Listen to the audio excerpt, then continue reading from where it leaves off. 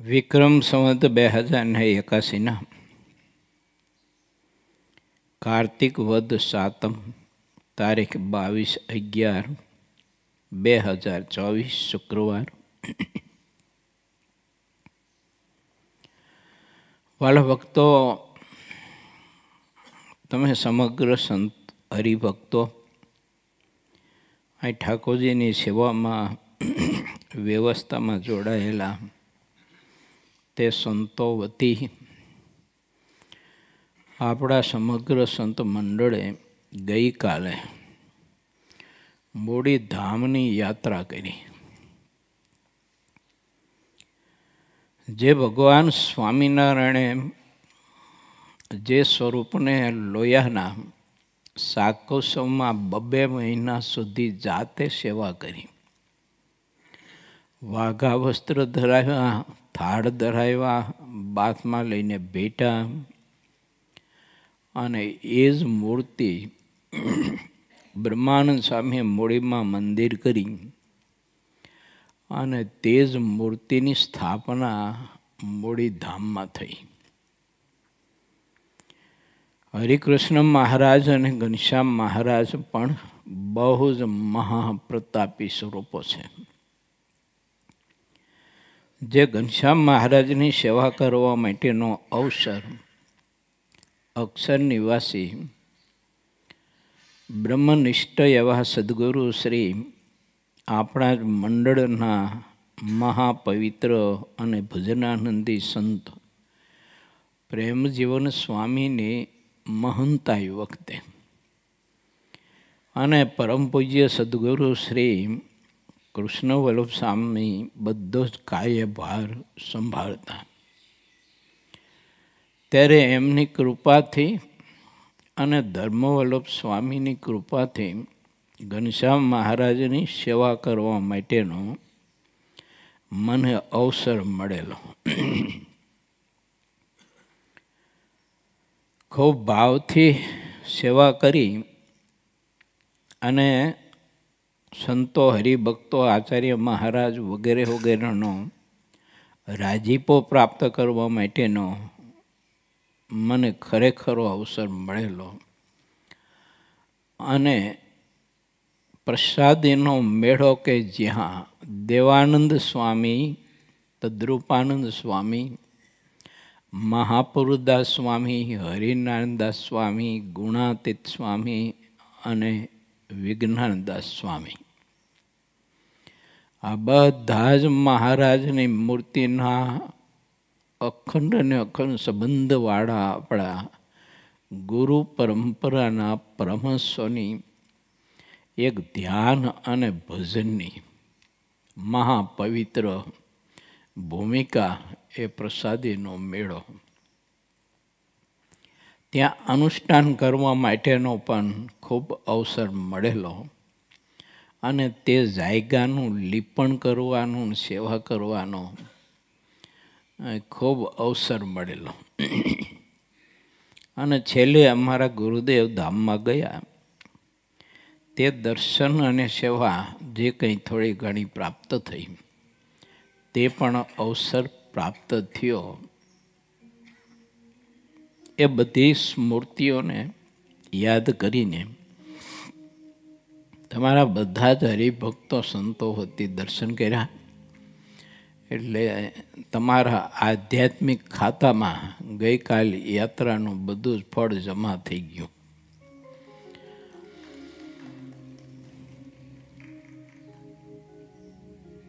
સ્થાન એનાએ, દેવ એનાએ, પરંતુ આપણી ભાવના બદલાતી હોય છે. તો ભાવના આપણી એના એ જ જો રહે તો આપણા માટે તો ઠાકોરજી પ્રગટ ને પ્રગટ જ છે. માટે જ્યારે જ્યારે કોઈ તીર્થધામના આપણે દર્શન કરીએ ત્યારે આ બધી સ્મૃતિઓ ખાસ રાખીને દિવ્ય ભાવે દર્શન કરવું જોઈએ. ભજન પ્રકાશ સ્વામી, પરેશ ભગત, નયન ભગત, દિવ્ય સ્વરૂપ સ્વામી, કીર્તન અને ધૂન ઘનશ્યામ મહારાજ અને રાધાકૃષ્ણ દેવની સન્મુખ બેસીને ખૂબ જ ભાવથી કરી, ખૂબ ભાવથી કરી. ઘનશ્યામ મહારાજના પૂજારી જેપી સ્વામી સાધુ બહુ જ સારા અને બહુ ભાવથી પૂજા કરે છે. એ રીતે ઉપર પણ પૂજારીઓ ઠાકોરજીની ખૂબ જ ભાવથી સેવા પૂજા કરે છે. આવો બધો અવસર જ્યારે આપણને ઠાકોરજી આપતા હોય ત્યારે અમુક અમુક આપણી ભાવના અને સ્મૃતિઓ એને સાથે રાખીને કરવું જરૂરી ખરું એમ. બ્રહ્માનંદ સ્વામીએ ઝાલાવાડ પ્રદેશને એક એવું મહા આત્યંતિક કલ્યાણનું સદાવ્રત આપ્યું છે. અને મોટા સંતો થકી સાંભળ્યું છે. શાસ્ત્રમાં લખાયું હોય કે ન લખાયું ખબર નથી, પણ મોટા અનુભવી અને ભજનાનંદી પુરુષો પાસેથી સાંભળ્યું છે કે સંપ્રદાયમાં સૌ પ્રથમ ભગવાન સ્વામિનારાયણને મંદિર નિર્માણ કરવા માટેની જમીન સમર્પણ કરવા માટેનો સંકલ્પ મોડીના રાજા રામાભાઈએ ઉત્તરાયણના પવિત્ર દિવસે, એ સમકાલીન કાળની વાત છે, અને એ સંકલ્પ કરી અને ભગવાન શ્રીહરિને પ્રાર્થનાની વિનંતી કરેલી. મહારાજે બ્રહ્માનંદ સ્વામીને આજ્ઞા કરેલી અને ફક્ત ને ફક્ત 50 પૈસા જ મહારાજે આપેલા. મંદિરનું બ્રહ્માનંદ સ્વામી નિર્માણ કાર્ય કર્યું.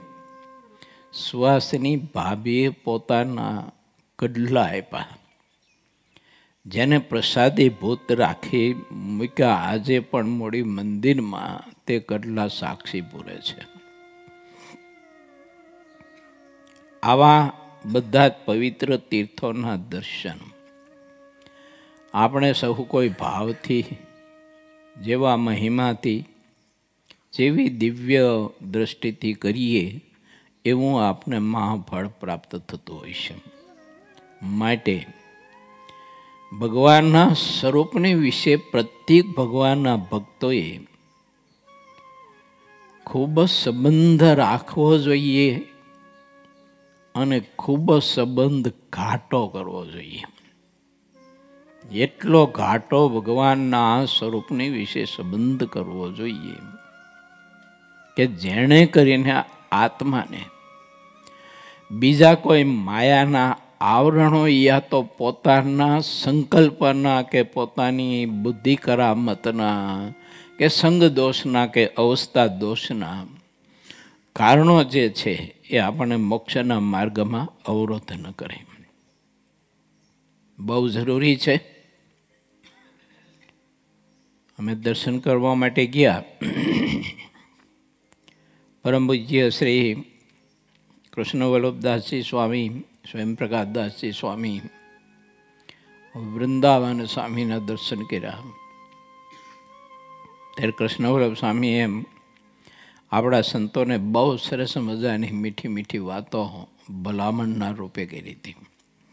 ગુરુ પરંપરાનું ગૌરવ, મહારાજે સત્સંગનો યુગ આપ્યો છે તેનું ગૌરવ, આ વગેરે વગેરે રાખીને પરમાત્માની ભક્તિ કરવી, આવી બધી મીઠી મીઠી બધી સંતોની વાતો ઘણી બધી કરી હતી. આ વાતો બધી મૂલ્યવાન હોય જો સમજાય તો મહાત્મય. કારણ કે કોના મુખો થકી મળે છે એ મહત્વની વાત છે કે પરમાત્મા કોઈ કોઈના મુખ કમળમાં અને હૃદય કમળમાં રહી અને આવી મીઠી મીઠી યાદીઓ આપણને ઠાકોરજી આપતા હોય છે. માટે જ્યારે કોઈ સંતો, કોઈ હરિભક્તો એવા વડીલ અનુભવી કોઈ જીવનની સારી એવી મીઠી યાદીઓ જો આપણને આપતા હોય અને જીવન જીવવા માટેના સદવિચારો જો આપણને આપતા હોય તો એને ચિંતામણી કરતાં પણ અધિક મૂલ્યવાન માનીને મારે ને તમારે તેનો સ્વીકાર કરવો જરૂરી ખરો. તો ભગવાનની મૂર્તિનો આનંદ ને સુખ આપણે સાધનને પુરુષાર્થ કરતા હોય ને તેના યોગ્ય કરીને અધિક ને અધિક પ્રાપ્ત થાય આપણને. એનો આનંદ કંઈક જુદો આવે, અનેરો આવે. માટે મહાત્મય તો ખૂબ જ સમજવું.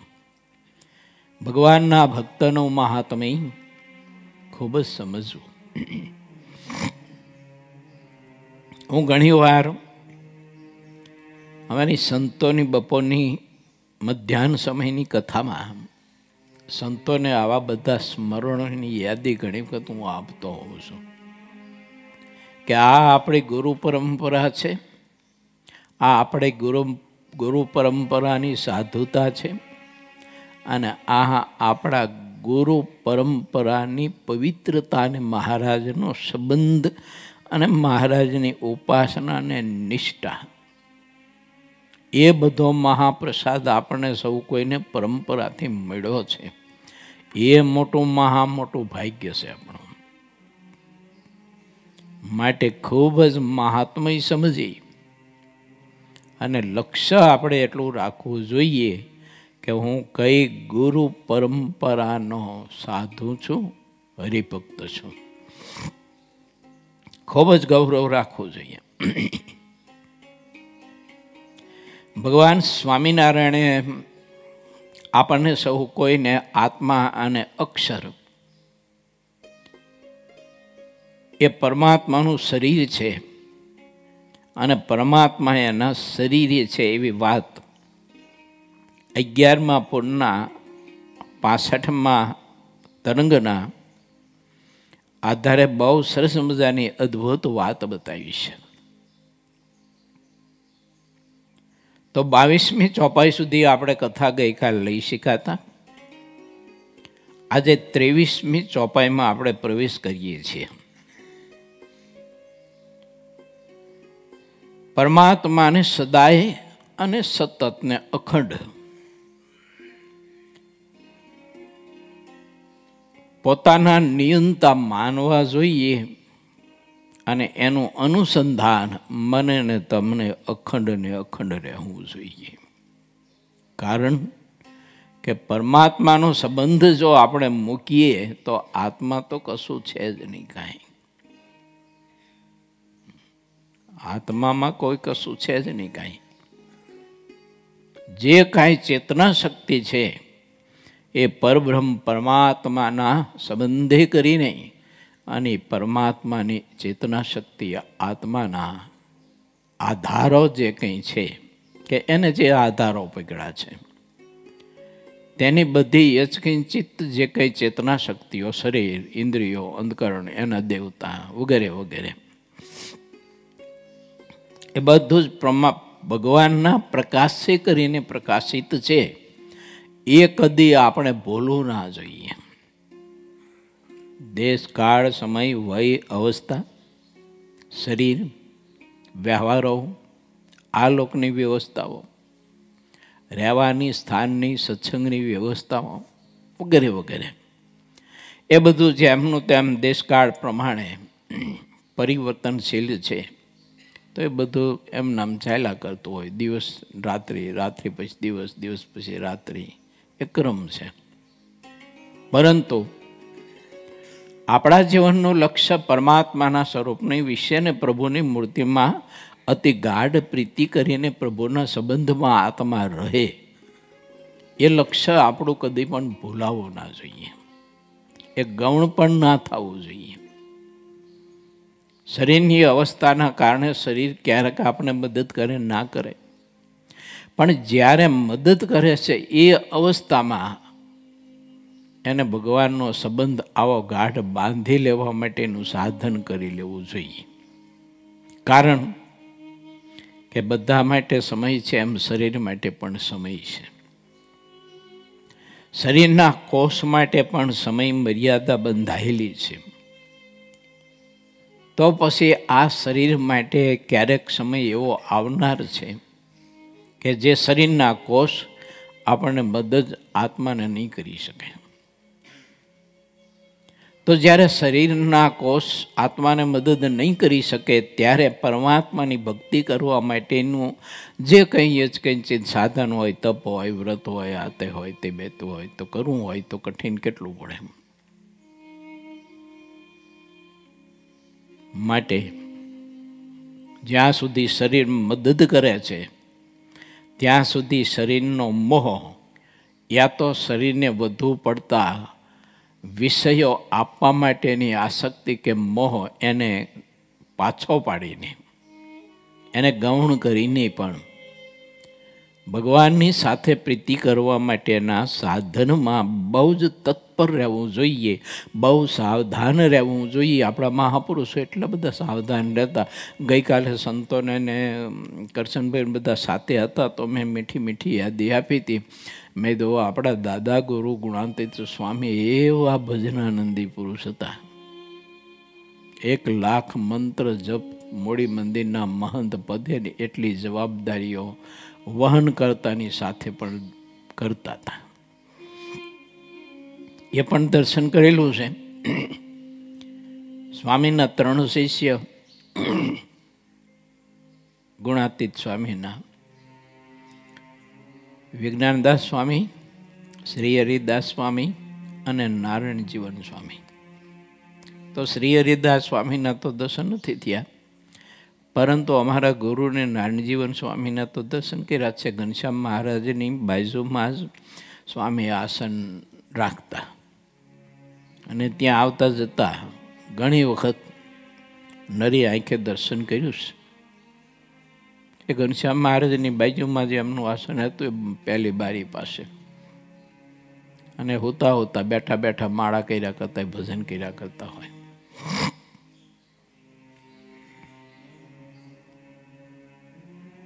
વાત મારી કહેવાની એ છે કે આ બધા મહાપુરુષે પોતાના જીવનથી આપણે બતાવ્યું છે કે જ્યાં સુધી તમને શરીર મદદ કરે છે, શરીરના કોષ મદદ કરે છે, ત્યાં સુધી આળસ અને પરમાત્માનો ત્યાગ કરી અને ભગવાનનો સંબંધ ગાઢ કરવા માટેનો પ્રયત્ન કરો. સંબંધ તો છે જ આપણને.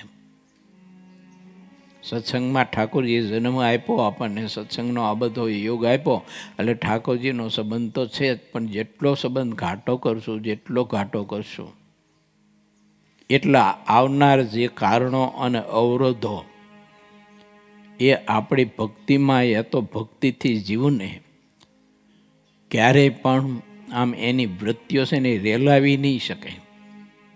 ભાઈ ભલે શરીર ન મદદ કરતો હોય પણ આત્મામાં ભજન થઈ છે. અને ભજન તો આત્મા જ કરે, શરીર થોડુંક કરે છે. શરીર તો ભજન કરવામાં મદદ કરે છે, ઇન્દ્રિયો થોડીક ભજન કરે છે, અંતકરણ થોડોક ભજન કરે છે. ભજન તો આત્મા કરે છે.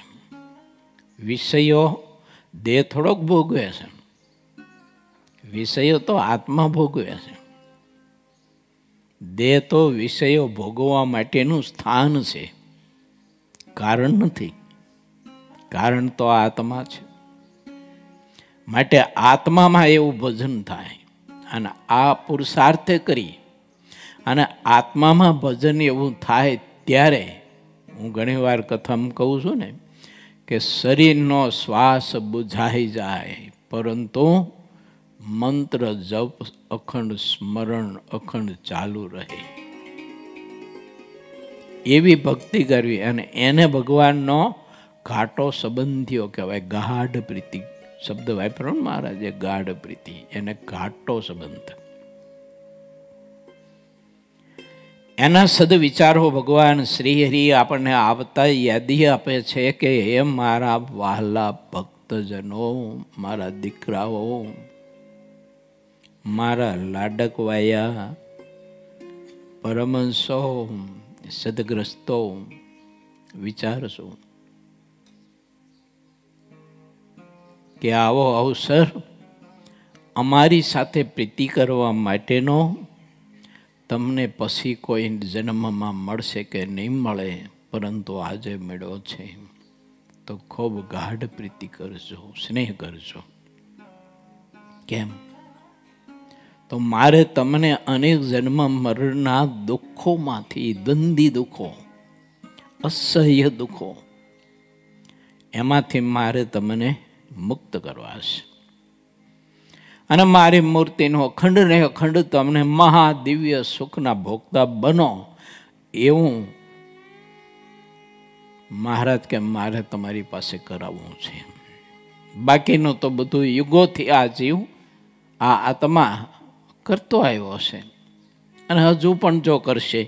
ભગવાનના સ્વરૂપમાં એવી ગાઢ પ્રીતિ નહીં થાય, પ્રભુમાં પ્રીતિ પ્રધાન નહીં થાય, તો પછી એ યુગોથી કરતો તો તે યુગો સુધી વળી પાછો કરતો જ રહેશે. એને આમાં એવું છે કે યુગોથી વિષયો માટે વલખા મારતો જીવ, મેળવવા માટેના વલખા કરતો જીવ, ભોગવવા માટેના આસક્તિના કારણે વલખા મારતો જીવ એ યુગોથી બધું કરતો આવ્યો છે અને યુગોથી દુઃખ ભોગવતો આવ્યો છે. પણ તો એ દુઃખમાંથી ક્યારે એને એવો સંકલ્પ નથી થતો કે આ દુઃખથી મારે મુક્ત થઈ જવું છે. એવું એ પથારીમાં પડ્યો હોય ને ગમે તેવું શરીરમાં વ્યાધિની ઉપાધિની દુઃખ હોય અને બરાડા પાડતો હોય, પણ તોય પથારીમાંથી ઊભો થવાનો સંકલ્પ થાય. એવું પરંતુ પથારી છોડી અને પરબ્રહ્મ પરમાત્માની સેવામાં જોડી જવા માટેનો સંકલ્પ બહુ જો જીવને થાય. એમ માટે આપણે સૌ કોઈ વિચારીએ ને આ કથા મારા ને તમારા માટે છે, કોઈ માટે નથી. હું કથા મારા માટે કરું, તમે કથા તમારા માટે સાંભળો. ભગવાન શ્રી હરિ એમ કહે છે કે એવા જે ભગવાન ક્યાં આત્માના શરીરે નિયંતા, આત્માનો આધાર, જેમ શરીરનો આધાર આત્મા છે તે આત્માનો આધાર પરમાત્મા છે. એવા જે ભગવાન તે વ્યાપક અને દ્રષ્ટા, એવા જે સર્વે આત્માઓ તે આત્માને વ્યાપ્ય તથા આત્માને દૃશ્ય એવા જે તમામ દેહ તે બધામાં પોતાની અંતર્યામી શક્તિ કરીને આત્મા પણ રહ્યા છે. આયું મેં કહ્યું તે સર્વ આત્મા વ્યાપ્ય આત્મા, પરંતુ એ તમામનો આધાર અંતર્યામી પરબ્રહ્મ પરમાત્મા છે. મારો ને તમારો બધાનો આધાર. તો આપણે કોના આધારે? એમ આપણા આધારે, ઇન્દ્રિયો અંતકરણના આધારે, આપણું માનેલું તેના આધારે. નારે ના મારા બાપ, એ તો ભૂલ છે, આપણી અજ્ઞાનતા છે, મૂર્ખામી છે. એ સર્વનો આધાર પણ પરમાત્મા છે. આપણે જેને માનીએ છીએ ને, માનો કે આપણે જે જગ્યામાં રહેતા હોય અથવા જે જગ્યા આપણે કહેવાતી હોય, તો આપણે એવું માનીએ કે આ જગ્યા છે મારે રહેવાનો આધાર છે. એમ પણ હકીકત આપણી ભૂલ છે. એ જાયગા આપણો આધાર નથી. એ જાયગાનો કોઈ આધાર છે, એ સ્થાનનો કોઈ આધાર છે. અને સ્થાનનો જે આધાર છે તે આપણો આધાર જો માનીએ તો પરમાત્માના સ્વરૂપની વિશે આત્માને અતિશય ગાઢ પ્રીતિ થાય. એટલે આ આત્મા જે સ્થાનમાં રહેતો હોય તે સ્થાનનો પણ આધાર પરમાત્મા છે. આ શરીર છે સ્થાન જીવને રહેવા માટેનું, તો એ શરીરનો આધાર પરમાત્મા છે. એનો સર્જક એ છે, પોષક એ છે. એમ કોઈ પણ સ્થાન હોય તો ભગવાનના ભક્તિ એવું વિચારું કે સર્વાધાર જે પરમાત્મા છે, તો એ પરમાત્મામાં હું કેમ પ્રધાન પ્રીતિ નથી કરી શકતો? મને ઠાકોરજી આટલા બધા યોગ આપ્યા તોય કેમ નથી કરી શકતો? અને મને બીજા સ્થાનોમાં કે કાર્યોમાં કે બીજા ત્રીજામાં કેમ વધુ પ્રીતિ થાય છે? એના રાગ કેમ છે એ કરવાના? એ કરવા માટે હું કેટલો તત્પર રહું છું, એ કરવા માટે હું કેટલો સમયનો સમય ફાળવું છું, એ કરવા માટે થઈને હું કેટલા ખેલ ખેલું છું, પણ મારા ઠાકોરજી માટે હું કેમ નાચી નથી શકતો, ગાન નથી કરી શકતો? એ જ આધાર છે બધાનો. ઓલું તો બધું પરમાણુ રૂપે છે. હવે જે પરમાણુ રૂપે છે ને થનાર છે, એના માટે થઈને જો આપણે આટલો બધો પ્રયત્ન કરતા હોય તો એનો જે આધાર છે એના માટે કેટલો કરવો જોઈએ. માટે વિચારીએ આપણે બધા. ઠીક છે, આ લોકની વ્યવસ્થાના ભાગરૂપે જે તે સ્થાનમાં આ આત્મા શરીરમાં રહી અને તે શરીર જે તે સ્થાનમાં રહી અને પરમાત્માની આરાધના કરવા માટે થઈને પુરુષાર્થ કરતો હોય તો વ્યવસ્થાના ભાગરૂપે તે સ્થાનનું બધું જે કંઈ જાગ્યા કે આ તે બધું હોય તો બધું એને ખંતપૂર્વક આપણે કોઈએ પણ એનું જતન કરવું જોઈએ, જાળવણી કરવી જોઈએ. વ્યવસ્થાના ભાગરૂપે એ બધું કરવું જોઈએ. મોટા પુરુષો કરતા હતા. 1,00,000 મંત્ર જપ આપણા દાદા ગુરુ ગુણાતીત સ્વામી કરતા હતા તો એ આખા મોડી મંદિરનો બધો વહીવટ કરતા હતા અને બહુ ચીવટપૂર્વક ને ખંતથી કરતા હતા. હું ઘણી વખત દ્રષ્ટાંતો આપી ચૂક્યો છું કથામાં. એક મહાપુરુષને મચ્છરદાની બાંધવા માટે સભા મંડપના થાંભલા સાથે ખીલી મારવી હતી. નાની એવી ખીલી ચૂંક. તે નાની હથોડી લઈને ખીલી થાંભલામાં મારવાની તૈયારી જ્યાં કરતો હતો ત્યાં સ્વામી જોઈ ગયા, ગુણાતીત સ્વામી. સ્વામી કહે, સાધુરામ ઊભા રહો. સ્વામી કે મચ્છરદાનીની દોરી બાંધવા માટેનો જ પ્રશ્ન છે ને, અમારી છાતીમાં ખીલી મારી દે કે આ સભા મંડપના થાંભલામાં ખીલી નહીં મારી શકાય. આટલો મમત્વ હતો સ્થાનનો. સ્થાનનો મમત્વ હતો પણ સ્થાનનો મોહ નહોતો, સ્થાનની આસક્તિ નહોતી. મમત્વ અને આસક્તિ બેમાં ભેદ છે. તો ઠાકોરજીએ જ્યારે આપણને પરમાત્માની ભક્તિ કરવા માટેના કોઈ પણ સ્થાનો કે વ્યવસ્થાઓ ગોઠવી આપી હોય તો એનો મમત્વ તો ચોક્કસ હોવો જોઈએ, પરંતુ એનો મોહ ના હોવો જોઈએ. મોક્ષ તો મોહ બગાડે છે, મોક્ષ તો આસક્તિ બગાડે છે. એટલે ભગવાન સ્વામિનારાયણ આપણને બતાવે છે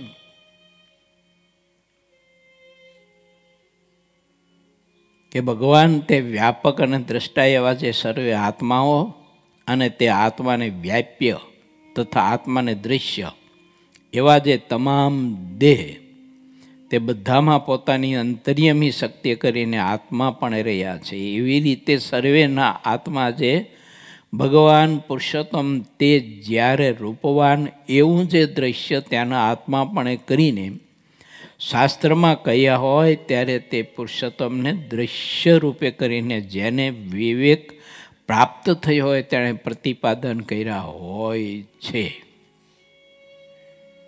બાકી નથી.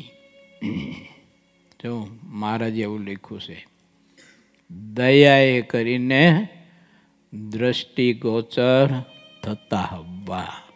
તો એ આપણા જેવો મનુષ્ય ના જેવો જ કોઈ આકાર પરમાત્માનો માયક નથી. દ્રષ્ટિગોચર થયા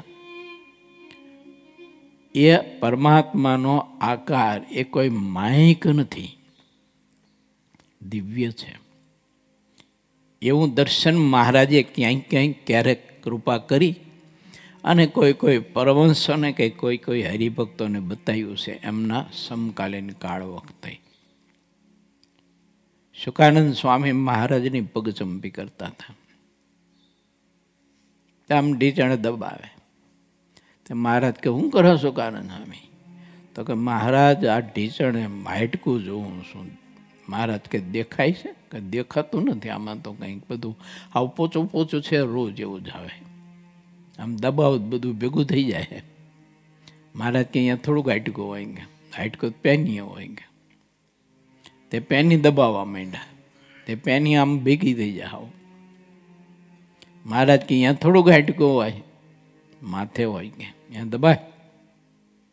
માથે આમ દબાવવા માંડ્યા. મહારાજનું માથું આમ બધું આવું ભેગું થઈ જાય. બોલો, આવું દર્શન મહારાજે ક્યાંક ક્યાંક કરાયું છે.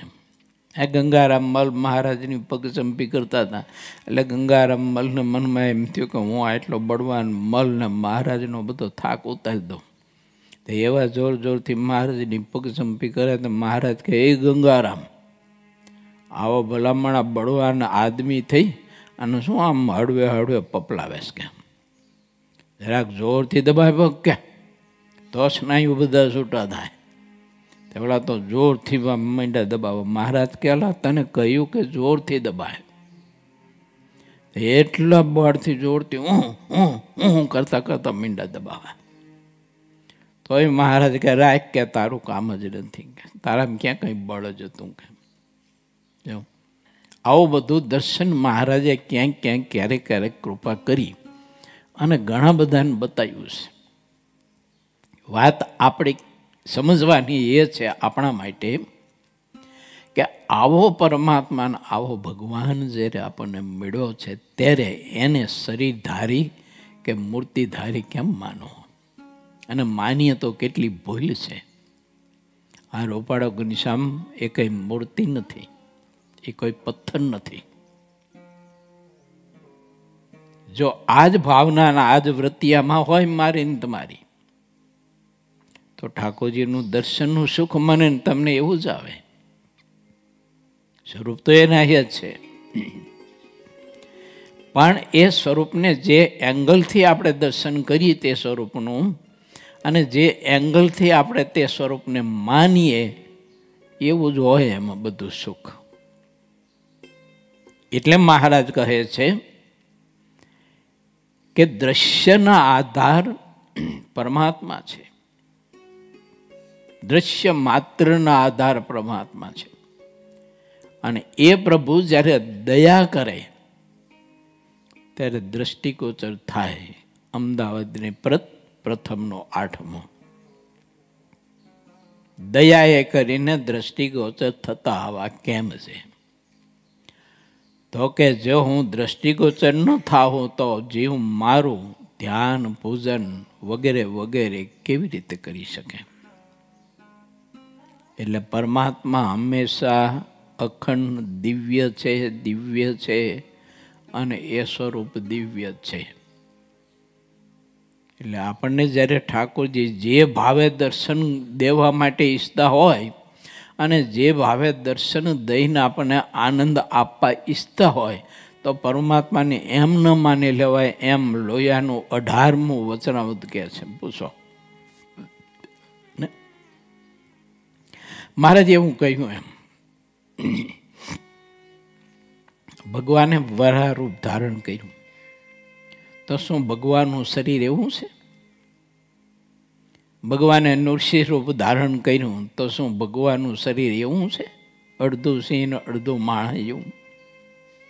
એને ચતુર્ભુજ છે, એને અષ્ટભુજ છે. મહારાજ કે એ તો પોતાના ભક્તને પરમાત્મા જ્યારે એવું સુખ ને દર્શન દેવું હોય અને પોતાના ભક્તનું કંઈક કાર્ય કરવું હોય અથવા પોતાના ભક્તને કોઈ પ્રકારના દુઃખથી મુક્ત કરવો હોય ત્યારે પરમાત્મા એ પોતાના સામર્થ્ય કરી અને તે ભાવનો સ્વીકાર કરે છે. ભગવાન હંમેશા અક્ષરધામમાં દિવ્ય સ્વરૂપે દ્વિભુજાએ યુક્ત 16 વર્ષની કિશોર અવસ્થાએ પોતાના અનંત અનંત મુક્તોની સાથે વીંટળાયેલું આ સ્વરૂપ અખંડ અખંડ પોતાના મુક્તને દર્શન આપે છે. તે મૂળ સ્વરૂપ છે. કાર્ય પરત્વે ભાવ દર્શન કરાવ્યા દીધા એ ભાવ સ્વરૂપ કહેવાય. મૂળ સ્વરૂપ પરમાત્માનું આવું છે. તો મૂળ સ્વરૂપ અને ભાવ સ્વરૂપ બે જુદા ન કરવા.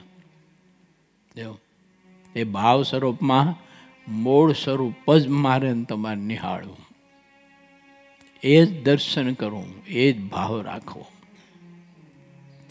આવી અદ્ભુત વાત મહારાજ આપણને સૌ કોઈને સમજાવી રહ્યા છે. પ્રભુ કહે છે કે જ્યારે તે ભગવાન પુરુષોત્તમને દ્રષ્ટા એવા જીવના આત્મા રૂપે કહ્યા હોય ત્યારે તે પુરુષોત્તમને અરૂપપણે કરીને શાસ્ત્રમાં કહ્યા હોય છે, તો શું પરમાત્મા નિરાકાર છે? જીવને સમજતા ન આવડે અને અંતર્યામી સ્વરૂપનું વર્ણન કર્યું હોય કે પરમાત્મા સર્વ આત્માના અંતર્યામી છે, તો અંતર્યામી સ્વરૂપે પરમાત્મા સમગ્ર આત્મામાં રહ્યા છે, એ તો સાક્ષી રૂપે રહ્યા છે, એમ જ્યારે શાસ્ત્રમાં વર્ણન કર્યું હોય તો પછી એ સાંભળીને પરમાત્માને કદી પણ નિરાકાર ન મનાય. એ તો સદાય સાકાર જ છે, સદાય સાકાર છે, દ્વિભુજાયુક્ત છે. 16 વર્ષની કિશોર અવસ્થા જેવું અદ્ભુત સ્વરૂપ છે કે જે સ્વરૂપનું અનુભવ કરનારા અને જે સ્વરૂપને માણનારા જે મુક્ત પુરુષો છે, જે અનાદિ મુક્ત પુરુષો, એ પણ યથાર્થ નથી કહી શકતા કે આ કેવું રૂપ છે, આ કેવું દર્શન છે. એ પણ અનુભવી પુરુષો નથી કહી શકતા. તો બીજું કોણ કહી શકે? શાસ્ત્રવેતા કેમ કહી શકે? હા, શાસ્ત્રવેતા અનુભવી હોય તો પોતાના અનુભવમાં આવ્યો એટલું કે. તો કોઈ શાસ્ત્રવેતાએ પરમાત્માને લખ્યા હોય એમાં, તો એને જેટલા અનુભવાયા હોય ને જેવા અનુભવાયા હોય એટલું જ એને લખ્યું હોય. એટલે શું કે મારે તમારે મર્યાદા બાંધ લેવી કે ઠાકોરજી આટલા જ છે, આવા જ છે? તો એ બધે આપણે અજ્ઞાનતા કહેવાય. અનંત મુક્ત છે, અનંત મુક્ત ને અનંત આનંદને સુખ આપનારા છે. એવો આનંદને સુખ આપનારા છે. તો એ અનંત અનંત મુક્તને વિવિધ આનંદને સુખ મળે છે. તો જે મુક્તને જેવો આનંદને જેવું સુખ મળ્યું હોય અને એને ગ્રંથ લખ્યો હોય તો એને એટલું લખ્યું હોય, આમ એથી આગળ અધિક ન લખ્યું હોય, પણ એટલું જ નથી, એ અધિક છે. માટે આપણે વિચારવાનું કે શાસ્ત્ર જ્યારે આપણે વાંચતા હોય ને કોઈ આવા પ્રકરણ આવે તો શાસ્ત્રમાં ભગવાનને એ પુરુષોત્તમને અરૂપપણે કરીને શાસ્ત્રમાં કહ્યા હોય છે, પરંતુ ખરેખર તો રૂપવાન એવા દ્રશ્ય પદાર્થ અને અરૂપ એવા છે આત્મા, તે બંનેથી પુરુષોત્તમ ભગવાન અત્યંત ન્યારા કહેતા વિલક્ષણ છે, જુદા છે. તથા સદાય મૂર્તિમાન છે, અમૂર્ત નથી, સદાય મૂર્તિમાન છે અને માયિક આકારથી રહિત છે. અને મૂર્તિમાન હોવા છતાંય પણ દ્રષ્ટા જે જીવ અને દ્રશ્ય જે શરીર, તે બંનેના દ્રષ્ટા રૂપે રહ્યા છે. અને એ આત્મા તથા અક્ષર એ સર્વેના પ્રેરક છે, સ્વતંત્ર છે, નિયંતા છે અને સમગ્ર ઐશ્વર્યથી સંપન્ન છે.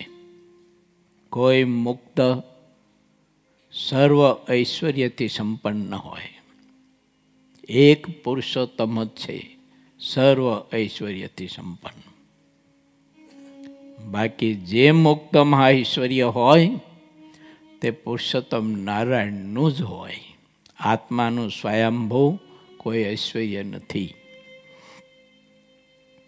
આ વાત પણ સમજી રાખવી જોઈએ. ને મૂર્તિમાન હોવા છતાંય પણ દ્રષ્ટા જે જીવ અને દ્રશ્ય જે શરીર, તે બંનેના દ્રષ્ટા રૂપે રહ્યા છે.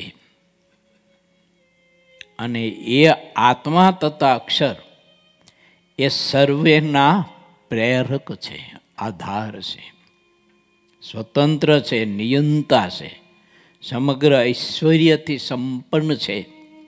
અને પર એવું જે અક્ષર તેનાથી પણ પર છે. એનાથી પર એટલે એના ધારક, એનો આધાર, એ પર કહેવાય.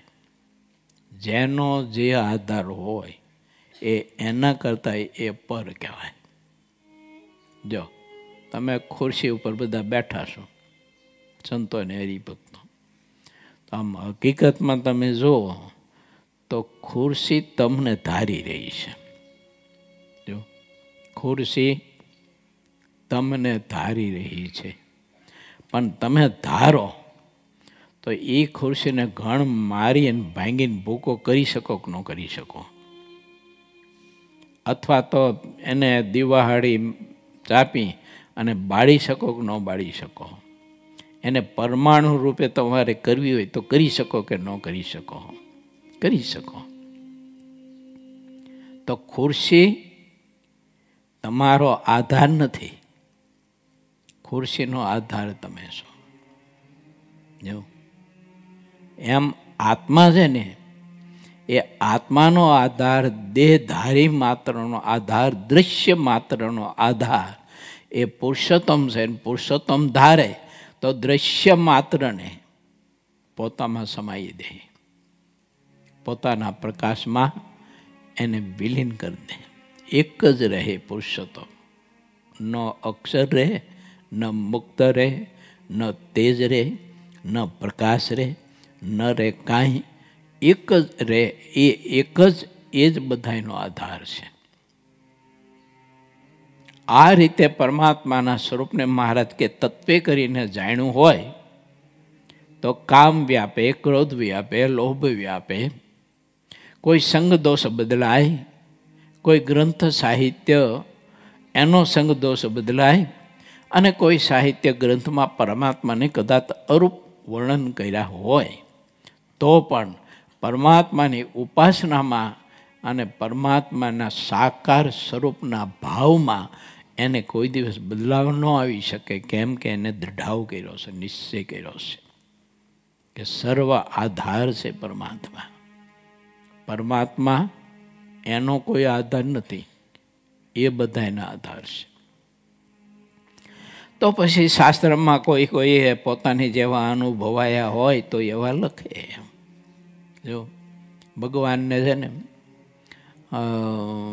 કોઈ મુક્તને એવું દર્શન આપ્યું હોય અને એવો અનુભવ કરાવ્યો હોય કે એક અંગૂઠા જેવડું ભગવાનનું સ્વરૂપ છે, એવો અનુભવ કરાવ્યો હોય, તો પછી એ મુક્તને એવો અનુભવ થયો તો ભાઈ ભગવાનના સ્વરૂપને જ્યારે એ લખવા બેસે ગ્રંથ, ત્યારે પરમાત્માને એ અંગૂઠા જેવડું સ્વરૂપ લખે કે ભગવાન અંગૂઠા જેવડા છે. પછી ભગવાન મેચ જેવડા હોય એને ન માનીએ આપણે, અંગૂઠા જેવડા એને માનીએ. કેમ? તો કે શાસ્ત્રમાં લખ્યું કે ભગવાન તો અંગૂઠા જેવડા છે, મેચ જેવડા નથી. તો એ ખોટું છે. એમ આવી બધી ગડબડ થાય. મુક્ત પુરુષો કોઈ હોય તો એ જ્યારે ગ્રંથ લખે ત્યારે એને પરમાત્મા જેવા અનુભવાના એવા જ લખવાના, એથી આગળ નહીં લખી શકવાના. ન જ લખી શકાય, કેવી રીતે લખી શકાય? તમે પત્ર લખવા માટે બેસો અને પત્રમાં તમારે વર્ણન કરવું હોય તો પછી તમે સુરત જોયું હોય તો તમે સુરતનું વર્ણન કરી શકો.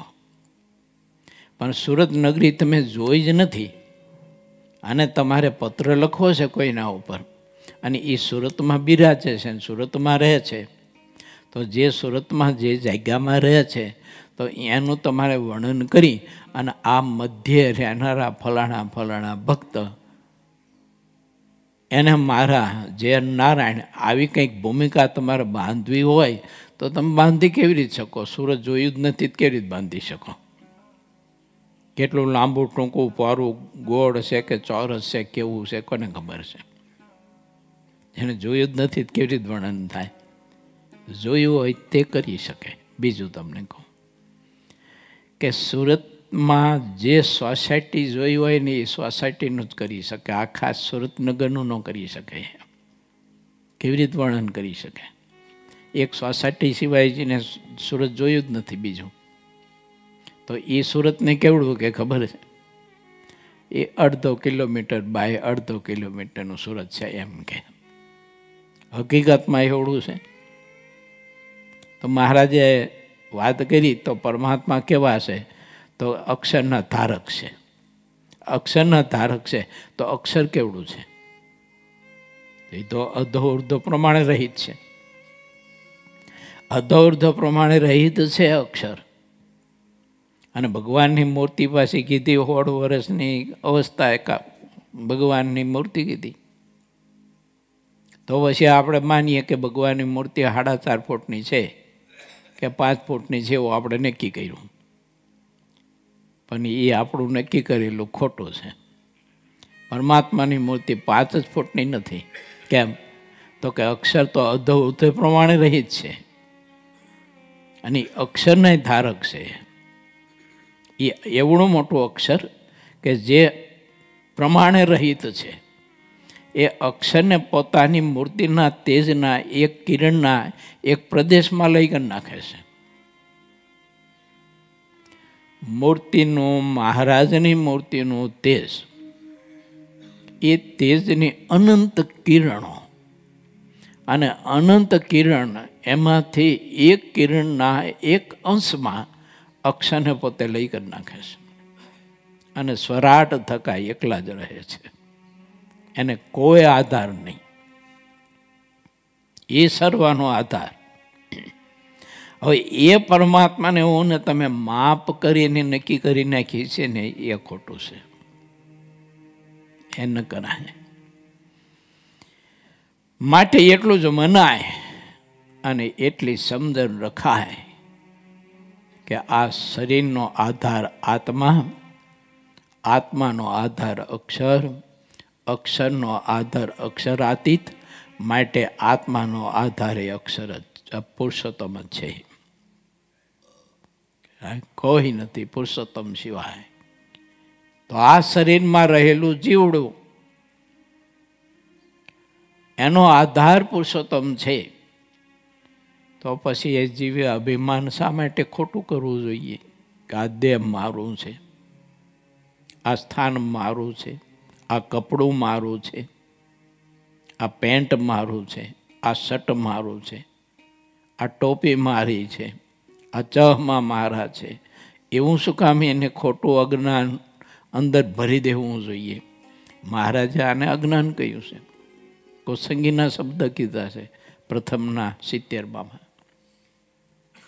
ઇત્યાદિ કોસંગીના શબ્દ ઘાલી દીધા જેવું. આ તારી માં, આ તારો બાપ, ને આ તારો કાકો, ને આ તારો મામો, આ તારું ખેતર, ને આ તારું લુગડું, ને આ તારું ઘરેણું, ને આ તારી માસી, ને આ તારો માસો. આ બધું અજ્ઞાન નાખી દીધું છે અંદર. માટે વિચારવું. અને આટલું વિચારીશું ને તો આપણને કોઈ વાતનું અભિમાન કે ગર્વ નહીં થાય. કોઈ વાતનું નહીં થાય. નહીં ધ્યાન ભજનનું થાય, નહીં કથા કીર્તનનું થાય, નહીં જ્ઞાન તૈયાગ વૈરાગનું થાય, નહીં આ લોકની ધન સંપત્તિનું થાય, નહીં આ લોકનું સ્થાનનું થાય, નહીં આ લોકના સગા સંબંધીનું કોઈનું નહીં થાય. કેમ? કે બધાનો આધાર તો પરમાત્મા છે. તો પછી શું બધું થાય? માટે વિચારીએ. મહારાજ એમ કહે છે કે દેહને ખોટું કરવું હોય, જગતને ખોટું કરવું હોય, આ પિંડને ખોટું કરશો ને, પિંડને, તો પછી બ્રહ્માંડ ખોટું થઈ જવાનું. પિંડાભિમાન ટળ્યું એને બ્રહ્માંડાભિમાન ટળી જાય. અને એ ટળી ગયું તો પછી આત્માને માયા છે ને એ ટળી ગઈ. માયાનો સંબંધ ન રહ્યો એને. માયાથી આત્મા પર થઈ ગયો. હવે ઉપાસના છે એટલે માયાથી પર થઈ ગયેલો આત્મા, એટલે એ પરમાત્મામાં પછી અખંડ અખંડ સંલગ્ન રહી અને પરમાત્માની મૂર્તિનો આનંદ અને સુખ આત્મા અખંડ અખંડ લીધા કરે છે. મહારાજ કે મારે તમારી પાસે આ કરાવવું છે, અને એટલે પ્રભુ એમ કહે છે કે આ તત્વ તમારી પાસે મૂકું છું. એવા જે પુરુષોત્તમ ભગવાન જેનું આપણે નામ લઈએ છીએ તે પરમ હિતેશુ શ્રીહરિ જીવોના કલ્યાણ માટે કૃપા કરીને પૃથ્વીની વિશે વારંવાર ફરી ફરીને મનુષ્ય જેવા જણાય છે. તેમને આવી રીતે સદા દિવ્ય મૂર્તિમાન જાણીને તેમની ઉપાસના ભક્તિ જે કરે છે તો તે આ ભગવાનના સાધર્મ્યપણાને પામે છે. કેવી મહા મોટી મોટપને પામે છે આત્મા. એક તુચ્છ ખદ્યોત્યો આત્મા આવ નિસ્તેજ, કહી શકાય કીડી કરતા ઝીણું, જો એના કરતા ઝીણું, અણુ પરમાણુ જેવો આત્મા આવી મોટપને પામે. કેવી? પુરુષોત્તમના સાધર્મ્યપણાને. તમે વિચાર તો કરો, ઠાકોરજી કેટલી ઊંચાઈ પહોંચવા માટેની વાત મને તમને સમજાવી રહ્યા છે. અત્યારે આપણે પાસે શું મોટપ? અમારે ગ્રસ્તને ઘરના બૈરાય ન માનતા હોય આવી મોટપ ખરી આપણે એમ. અમારે તેગીને ચેલાય ન માનતા હોય. જો ઓલાને કયું કરવું હોય કરે ને તો ન કરવું હોય ના કરે, ઠેડીને ઊભું રહે. આપણી મોટપ આવી બધી. અને પુરુષોત્તમની મોટપ કેવી કે પુરુષોત્તમની આજ્ઞામાં તો અક્ષરાધિક મુક્તો પણ અખંડ રહે છે. બધા બ્રહ્માંડોના સર્જકો પણ એની આજ્ઞા નથી લોપતા. એમ પ્રથમના 27માં બહુ સ્પષ્ટ બતાવ્યું, અને ભગવાન વ્યાસજીએ ભાગવતાદિક પુરાણમાં પણ સ્પષ્ટ બતાવ્યું. સમુદ્ર લોપતો નથી એની મર્યાદા. નકર સમુદ્રની તાકાત શક્તિ કેટલી હે. એક મોટું મોજું આવે તો મોટા સિટીઓ બધા ધરાશાયી કરી નાખે. અને એમાંથી સમુદ્રમાંથી ઉત્પન્ન થયેલું જે કંઈ છે કારણ, વાયુ કે બીજું ત્રીજું, અને જ્યારે ફૂંકાય ને ત્યારે આ પૃથ્વી ઉપર મોટા નગરો ને સિટીઓ બધું ધરાશાયી કરી નાખે છે. કેટલી સેકન્ડોમાં આ ભૂકંપ આવે, અને અતિ તીવ્રતાથી ભૂકંપ આવે તો કેટલી 5-7 વધીને 10-12 સેકન્ડ હોય, પણ એ 10-12 સેકન્ડમાં તો કેટલું બધું છીન ભીન કરી નાખે બધું આવે. તો કેટલી તાકાત પૃથ્વીની, સમુદ્રની કેટલી તાકાત, વાયુમાં કેટલી તાકાત, અગ્નિમાં કેટલી બધી તાકાત છે. મારા ને તમારામાં એટલી તાકાત કહો હોય તો તમે આ કોકને ઓલા સ્ટેડિયમ ઊભા થઈને ફૂંક મારી જજો. એ ફૂંક મારીને હેઠો પાડી દો, લો પડશે. આવી જે એનામાં શક્તિ છે એ પવન, વાયુ, અગ્નિ, સમુદ્ર, સૂર્ય, ચંદ્ર, પૃથ્વી વગેરે વગેરે મહારાજે કહ્યું છે કે ભગવાન પુરુષોત્તમ નારાયણની બાંધેલી મર્યાદા પ્રમાણે રહે છે. નિશ્ચય ઉદય અને અસ્તપણાને નિયમિત પામે. સૂર્ય અને ચંદ્ર શનિ નિયમિત ઉદય અસ્તપણાને પામે છે. ફેર નહીં એક સેકન્ડનો. જો આપણે તો નક્કી કર્યું હોય તો સવારે 4 વાગે જાગી નહીં જાગીએ, ક્યારેક 4:15 થઈ જાય, ક્યારેક 4:30 થઈ જાય, ક્યારેક 5 વાગી જાય, ક્યારેક 6 વાગી જાય, 7 વાગી જાય, 8 વાગી જાય. સૂર્ય ચંદ્રને એવું નિયતપણે ઉદય અસ્તપણાને પામે છે. એમ ઘણી બધી શક્તિની મહારાજે વાત આપણને કરી છે. તો એ બધી શક્તિ પુરુષોત્તમ નારાયણને આધીન થઈને રહે છે. એટલે તું કોણ એમ આત્માએ પોતે પોતાને નિજને એને ઢંઢોળીને કહેવું જોઈએ કે તું કોણ ભલામણ આવે, તારી શક્તિ શું, તારા બળ શું. તો ખોટો અમથમતો વડ લેશ ઓલા ડેંડાની જેમ. જો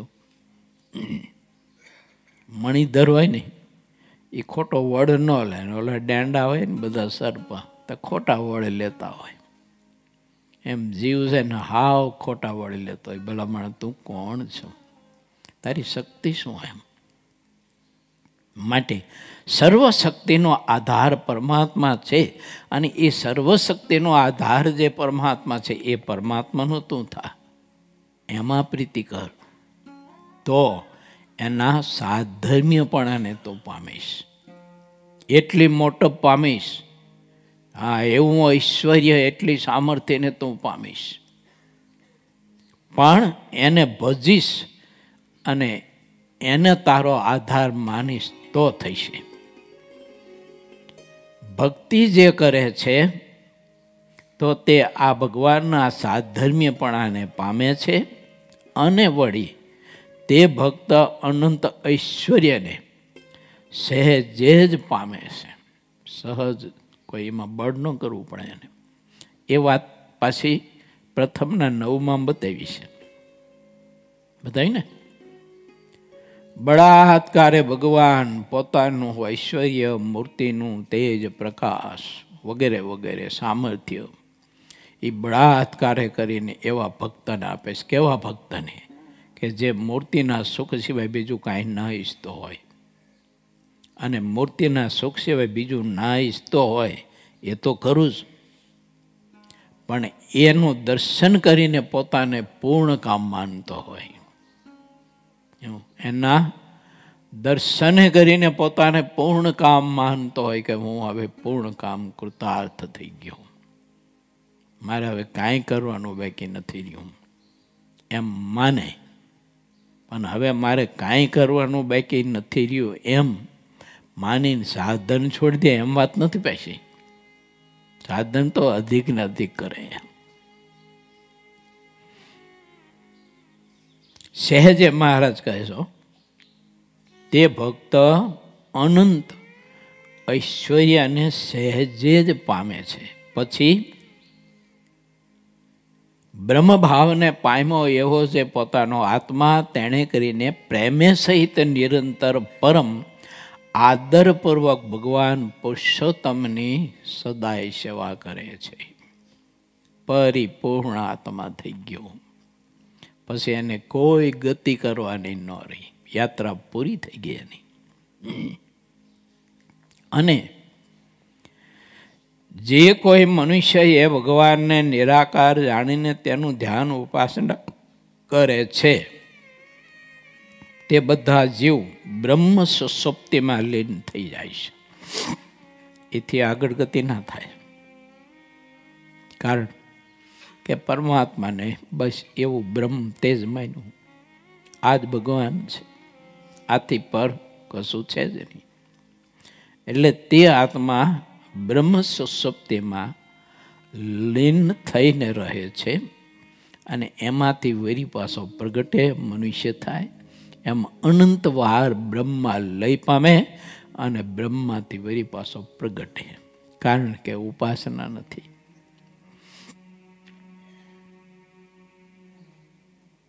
અને લીન થયા પછી કોઈ દિવસ તેમાંથી નીકળતા નથી, તથા તે ભગવાન થકી કોઈ ઐશ્વર્યને પામતા નથી. આ જે વાત કહી તે અમે પ્રત્યક્ષ દેખીને કહી છે. કોઈ એમના અનુમાન લખી નાખ્યું છે એવું ન માનતા મહારાજ કહે. જો હવે આમાં લખ્યું કે બ્રહ્મ સુષુપ્તિમાં લય પામે છે અને એમાંથી પછી કોઈ દિવસ એમાંથી નીકળતા નથી આત્મા. એનો મિનિંગ એવો ન માનતા હો કે એ બ્રહ્મ સુષુપ્તિમાંથી નથી નીકળતા, એવું ન માનતા. પણ એનો મિનિંગ એમ છે કે બ્રહ્મ સુષુપ્તિને પામ્યા પછી એને કરેલી આરાધના જે કંઈ હોય તે એનો પ્રકાશ વાપરતા વાપરતા જ્યારે પૂરો થઈ જાય ત્યારે એ આત્મા વરી પાછો મનુષ્ય થાય છે. જો એમાંથી નથી નીકળતો ને, એનો અર્થ એવો સમજજો કે એનાથી પર ગતિ કરતો જ નથી કોઈ દિવસ. એને પૂરું માની લે છે. એટલે માનો કે ફરીને મનુષ્ય થયો, તો ફરીને મનુષ્ય થયો અને પછી આરાધના એને ખૂબ કરી, તપસ્યા ખૂબ કરી પરમાત્માને પામવા માટે, અને પછી ખૂબ કરી એટલે વરી પાછો દેહ પડી ગયો સમયાંતરે, એટલે વરી પાછો આત્મા રહ્યો ને એ બ્રહ્મ સુષુપ્તિમાં પાછો લઈ પામ્યો. એથી પર નથી જાતો. એટલે એમ કીધું કે એમાંથી કોઈ દિવસ નથી નીકળતો. અને એથી બ્રહ્મથી પરબ્રહ્મ જે પરમાત્મા છે ત્યાં નથી જતો. એટલે એનો અર્થ એમ છે કે પછી કોઈ દિવસ તેમાંથી નીકળતા નથી એવા આત્મા, એનો અર્થ આમ સમજજો. નહીં તો પાછું બધું બફાય. જો તો બફાય તો એમ થાય કે મહારાજ તો એક બાજુ તેમ કહે છે કે અનંતવાર બ્રહ્મા લઈ પામશે ને બ્રહ્માથી પાછો પ્રગટ છે. અને અહીંયા તો મહારાજ પાછું એવું કહે છે કે એમાંથી તો કોઈ દિવસ બહાર નીકળતો નથી, બ્રહ્મ સુષુપ્તિમાંથી. તો બે વાત ક્રોસ થઈ છે ને. એટલે બહાર નથી નીકળતો એનો મિનિંગ એમ છે કે પરમાત્માને સાકાર નથી સ્વીકારતો, સાકાર નથી માનતો, એની શુદ્ધ ઉપાસના નથી કરતો, એમ નથી બહાર નીકળતો એમ. માટે તેમાં કોઈ જાતનો સંદેહ નથી. આ વાત તો કોના થકી પમાય છે? તો જેને અમે કહી તે રીતે ભગવાનના સ્વરૂપમાં સદાય દિવ્ય સાકારપણે ઉપાસનાની દૃઢ નિષ્ઠા હોય તેનાથી જરૂર પામી શકાય છે, પણ બીજાથી ક્યારેય પમાતી નથી. માટે આ વાતને દ્રઢ કરીને રાખજો. મહારાજ કે આ વાતને દ્રઢ કરીને રાખજો. 63મો ને 64મો ને 65મો વચરામૃત પ્રથમ પ્રકારના 3. આ 3 વચરામૃતને બહુ સમજવા માટે પ્રયત્ન કરશો, યથાર્થ સમજજો. ના સમજાય તો જેને પરમાત્માએ એ સમજવા માટેનો પ્રકાશ આપ્યો હોય એની પાસે જ સમજજો. પોતાના પ્રકાશે કરીને સમજાવતો હોય એની પાસે નહીં સમજતા. પોતાને બુદ્ધિ બળે કરીને સમજાવે એની પાસે નહીં સમજતા. પુરુષોત્તમ નારાયણે જેને પ્રકાશ આપ્યો હોય એની પાસે સમજજો તો યથાર્થ સમજાય છે, નહીં તો ગોટાળો થવાનો પાછો. બહુ અદભુત વાત છે. પ્રથમના 18માં પણ મહારાજે બતાવ્યું છે કે જે કાંઈક વિવેકી છે ને ભગવાનનો ભક્ત હોય છે એને આ વાત સમજાય છે. પશુને પાડે વર્તતો એને આ વાત નહીં સમજાય. માટે ભગવાન શ્રી હરિની ઉપાસના, નિષ્ઠા એવી દ્રઢ કરવી, એની ગ્રંથિઓ એવી બાંધવી કે એને એ ગ્રંથિઓને કોઈ કારણ ન તોડી શકે એવી દ્રઢ કરી એને મહારાજ કે પક્વ કરજો. ઇતિ શ્રી સહજાનંદ સ્વામી શિષ્ય સિદ્ધાનંદ મુનિ વિરચિત શ્રી હરિચરિત્રામૃત સાગરના 21 પૂરમાં ગરડા પ્રથમ પ્રકરણનું 64મો વચનામૃત કહ્યું એ નામે 65મો તરંગ સમાપ્ત થયો.